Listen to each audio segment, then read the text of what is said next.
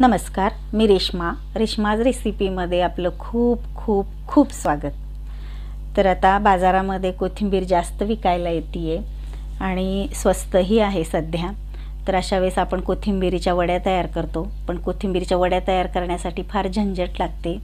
अगदी पीठ मळा, उकडा, तळा।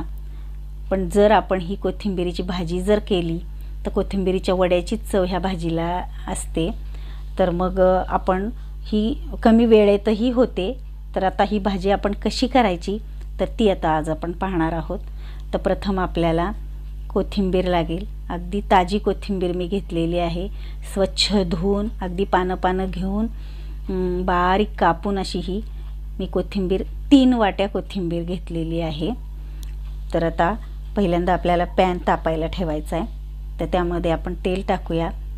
तर मी किटलीतल्या चमच्याने 4 चमचे मी तेल घालते। याला तेल थोडंसं जास्त लागतं, तर मी 4 चमचे तेल घालते।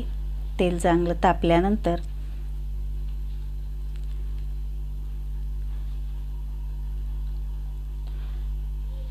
त्यामध्ये आपल्याला मोहरी घालायची।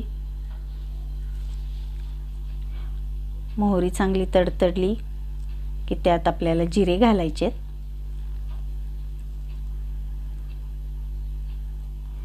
जिरे तडतडल्यानंतर त्यात आता 1 चमचा हिंग घालायचा आहे। नंतर मी 1 मोठी कांडी लसूण सोलून ओबडधोबड ठेचून घेतलेला आहे, तो त्यात टाकायचा आहे आणि चांगलं असं परतून घ्यायचं आहे। लसणाचा रंग अगदी गुलाबी येईपर्यंत चांगला तळून घ्यायचा आहे।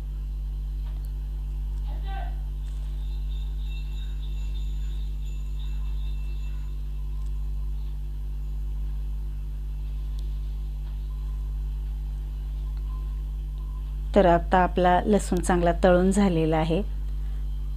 त्यात आता आपल्याला आपली चिरलेली कोथिंबीर जी आहे ती त्यात टाकायची।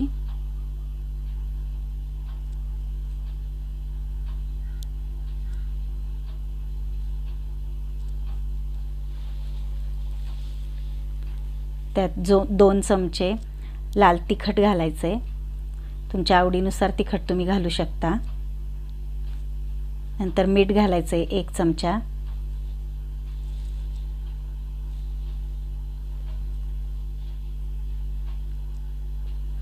आणि हे एकत्र करून घेऊया। चांगलं हलवून घ्यायचंय।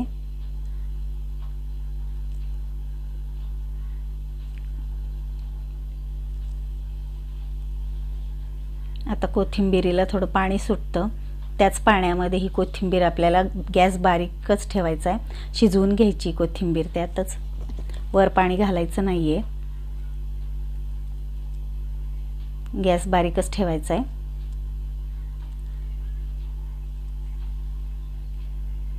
त्याच पाण्यामध्ये कोथिंबीर चांगली शिजवून घ्यायची।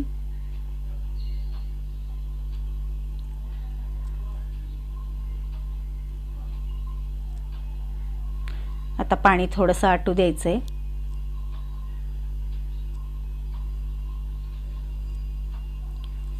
आता तुम्ही पाहू शकताय ह्या स्टेजला आल्यानंतर पाणी थोडंसं राहिलेलं आहे त्यात। तर ह्या स्टेजला आल्यानंतर मी 1 वाटी बेसन पीठ घेतलेलं आहे। थोडं थोडं करून त्यामध्ये टाकून घ्यायचंय आणि हलवून घ्यायचंय। त्यात मिक्स करून घेऊया।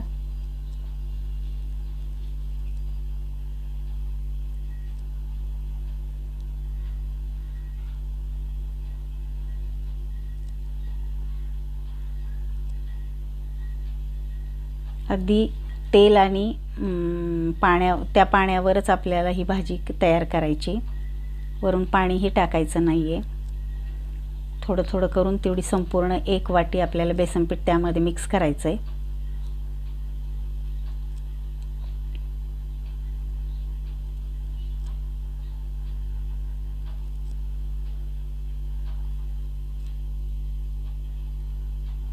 आता 1 पूर्ण वाटी आपण बेसन पीठ त्यामध्ये घातलेलं आहे।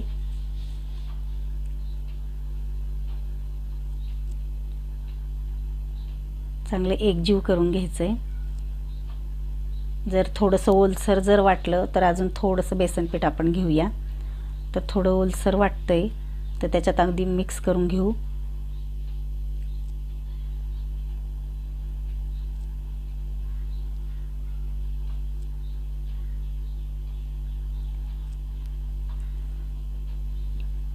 ओलसर असल्यामुळे अजून थोडंसं मी बेसन पीठ त्यात टाकते.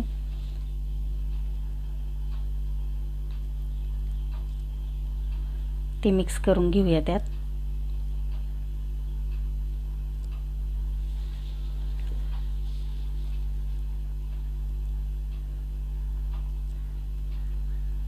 आता अगदी बरोबर प्रमाण झालेलं आहे. म्हणजे संपूर्ण आपल्याला 1 वाटी आणि वर थोडंसं बेसन पीठ जास्त लागलेलं आहे. आता एवढ्यावरच आपण छान भाजी तयार करून घेऊया. गॅस बारीकच ठेवायचा आहे आणि सतत हलवत राहायचं आहे.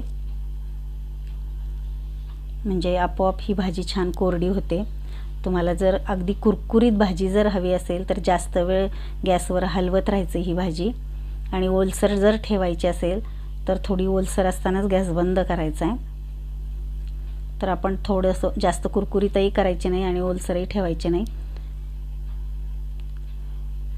तर थोड्या वेळ आपण असंच हलवत राहायचं आहे. भाजी हळूहळू थोडी थोडी कोरडी होत चाललेली आहे भाजी, पाहू शकताय तुम्ही.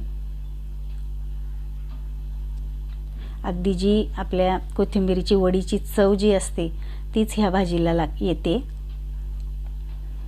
तर आता आपली भाजी परफेक्ट तयार झालेली आहे. तर मी बाउलमध्ये काढून घेते. तर अगदी तुम्ही पाहू शकता अगदी छान कोरडी अशी आपली भाजी तयार झालेली आहे. अगदी जेवताना ताटात तोंडी लावण्यासाठी सुद्धा ही भाजी छान लागते. किंवा पोळीबरोबर भाकरीबरोबर सुद्धा खाता येते किंवा नुसती सुद्धा ही भाजी अगदी छान लागते.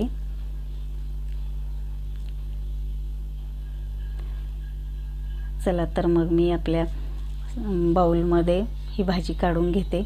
तोपर्यंत जर तुम्ही माझ्या चॅनलला अजूनही सबस्क्राईब जर केलेलं नसेल तर माझ्या चॅनलला नक्की सबस्क्राईब करा, लाईक करा, शेअर करा. धन्यवाद.